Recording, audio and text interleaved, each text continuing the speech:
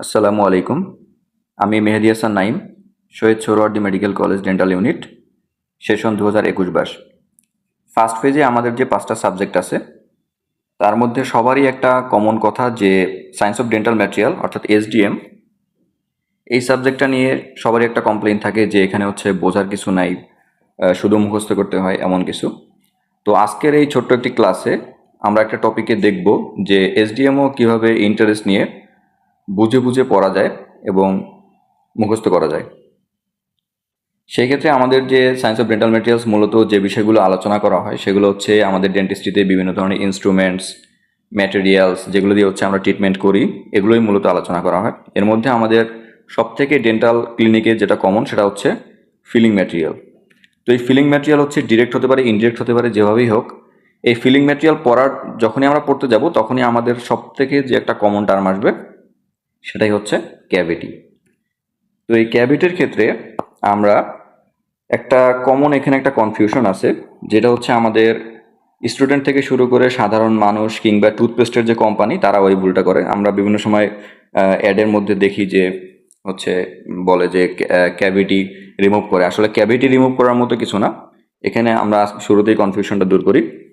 সেটা হচ্ছে একটা টুথে যখন হচ্ছে ব্যাকটেরিয়া এসে এখানে হচ্ছে অ্যাটাক করে, তখন এখানে হচ্ছে টুথের ডিকে শুরু হয়।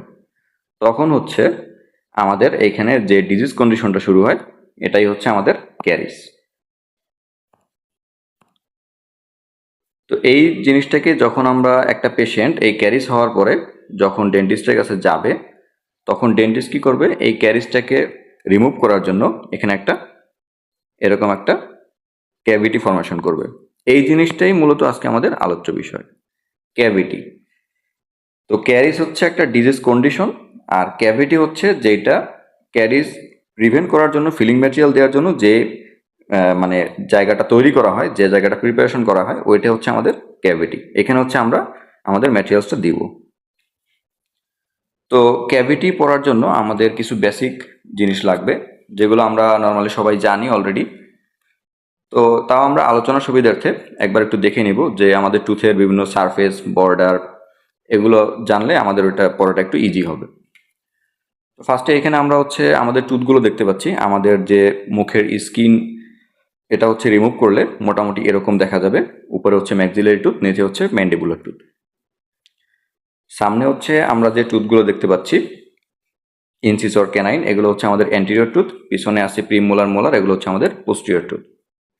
তো সবার প্রথমে আমরা যে সারফেসগুলো দেখতে পাচ্ছি সেন্ট্রাল ইনসিসর, এই যে ইনসিসরের যে সামনের যে আমাদের দিকে ফেস করার যে সারফেসটা আছে, এই সারফেসটা হচ্ছে আমাদের ল্যাবিয়াল সারফেস। কেন ল্যাবিয়াল সারফেস? কারণ এখানে হচ্ছে আমাদের লিপ থাকে। সেম সারফেসটাই আমরা যখন পিছনে চলে যাব তখন এই সারফেসটার নাম হয়ে যাবে বাক্কাল সারফেস। এরপরে আসি আমরা প্রক্সিমাল সারফেস। প্রক্সিমাল সারফেসের মধ্যে আমাদের মিড লাইনের কাছাকাছি অর্থাৎ এই যে সারফেসটা আছে এই সারফেসটাকে আমরা বলবো হচ্ছে মিজিয়াল সারফেস, আর ডিস্টালি অর্থাৎ দূরে যে সারফেসটা থাকে সেটাকে আমরা বলবো ডিস্টাল সারফেস। এরপরে আমরা আসি ইনসিজাল এবং অক্লুসাল। আমরা যখন অ্যান্টেরিয়র টুথ আলোচনা করব তখন আমরা এই সারফেসটাকে বলবো ইনসিজাল সারফেস, আর যখন পোস্টেরিয়র টুথ আলোচনা করব তখন সেম সারফেসটাই নাম হয়ে যাবে অক্লুসাল সারফেস। এরপরে আসি হচ্ছে লিঙ্গুয়াল সারফেস বা প্যালাটাল সারফেস। লিঙ্গুয়াল সারফেস হচ্ছে পিছনের দিকে আমাদের যে সারফেসটা থাকে, অর্থাৎ লিঙ্গুয়াল শব্দের অর্থ হচ্ছে জিহ্বা। আমাদের জিহ্বার বা টাঙের সংস্পর্শে যে সারফেসটা থাকে সেটা হচ্ছে আমাদের লিঙ্গুয়াল সারফেস। তো ম্যাক্সিলারি টুথগুলোর ক্ষেত্রে আমাদের উপরে কি থাকে, প্যালেট থাকে। সো ওইখানে আমরা এটাকে প্যালাটাল সারফেসও বলতে পারবো। এইগুলো আমাদের সারফেস বর্ডার। দেন আমরা আসি আমাদের আলোচনায়। তো ক্লাসিফিকেশন যেটা আমরা জিবি ব্ল্যাক ক্লাসিফিকেশনটা দেখব, most famous classification.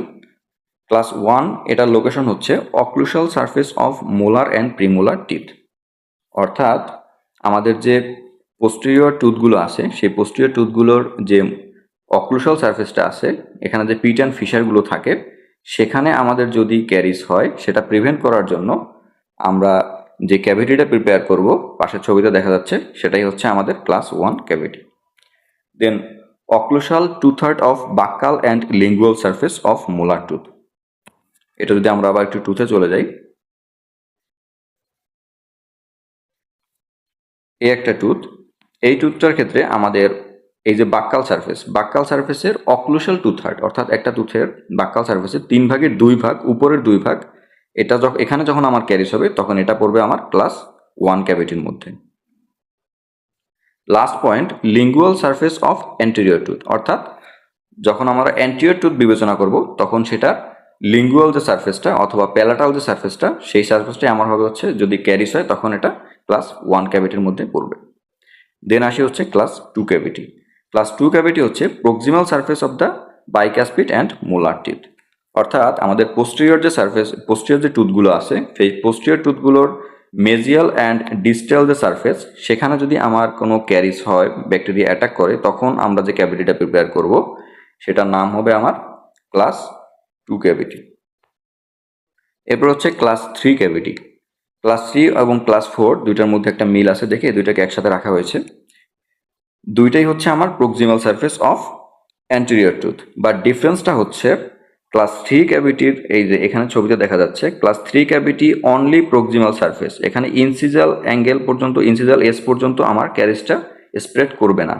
But class 4 ক্যাভিটিতে proximal সারফেসে ক্যারিসটা হয়ে এটা আমার ইনসিজাল এজ পর্যন্ত চলে যাবে। অর্থাৎ ক্লাস 3 ক্যাভিটি হচ্ছে, ক্লাস 3 হচ্ছে without including the incisal angle, আর ক্লাস 4 হচ্ছে ইনক্লুডিং দ্য ইনসিজাল অ্যাঙ্গেল। এটাই হচ্ছে ডিফারেন্স। দেন আসি ক্লাস 5 ক্যাভিটি। ক্লাস 5 ক্যাভিটি হচ্ছে gingival third of the facial and lingual surface of all tooth, অর্থাৎ আমরা সংক্ষেপে বলতে পারি যে cervical surface, cervical region, cervical third of all tooth, অর্থাৎ আমাদের একটা টুথের যে ক্রাউন থাকে এবং রুট থাকে, ক্রাউন এবং রুটের মাঝে আমার থাকে হচ্ছে সার্ভাইকাল রিজিয়ন। এই cervical region of all tooth, যে কোনো টুথে যদি এখানে ক্যারিস হয়, এখানে যে ক্যাভিটিটা প্রিপারেশন করতে হবে সেটাকে আমরা বলবো ক্লাস 5 ক্যাভিটি। দেন আসে হচ্ছে ক্লাস 6 ক্যাভিটি। ক্লাস 6 ক্যাভিটি বোঝাটা খুবই ইজি। যখন আমরা অ্যান্টিরিয়র টুথ বলবো তখন যে ইনসিজাল এজ যতটুকু দেখাইছি, এতটুকুর মধ্যে যদি ক্যারিস হয় তখন সেটা হবে ক্লাস 6 ক্যাভিটি। আবার যখন পোস্টেরিয়র টুথে যাব, পোস্টেরিয়র টুথে আমাদের হচ্ছে কাস্পিড যে টুথগুলো থাকে, সেই কাস্পের উপরে যদি ক্যারিস হয় তখন আমরা বলবো এটাকে ক্লাস 6 ক্যাভিটি। আমরা আবার একটু সামারাইজ করি। ক্লাস 1 ক্যাভিটি হচ্ছে পোস্টেরিয়র টুথের পিট অ্যান্ড ফিশার যেগুলো আছে, এগুলো যদি আমার ক্যারিস হয় তখন এটা হবে হচ্ছে ক্লাস 1 ক্যাভিটি।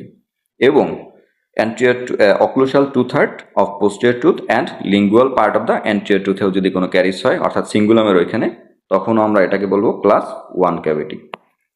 দেন হচ্ছে class 2 cavity, proximal surface of posterior tooth, অর্থাৎ আমার মেজিয়াল অ্যান্ড ডিস্টাল সারফেসে যখন পোস্টেরিয়র টুথে ক্যারিস হবে তখন এটাকে আমরা সরাসরি বলে দেবো ক্লাস 2 ক্যাভিটি।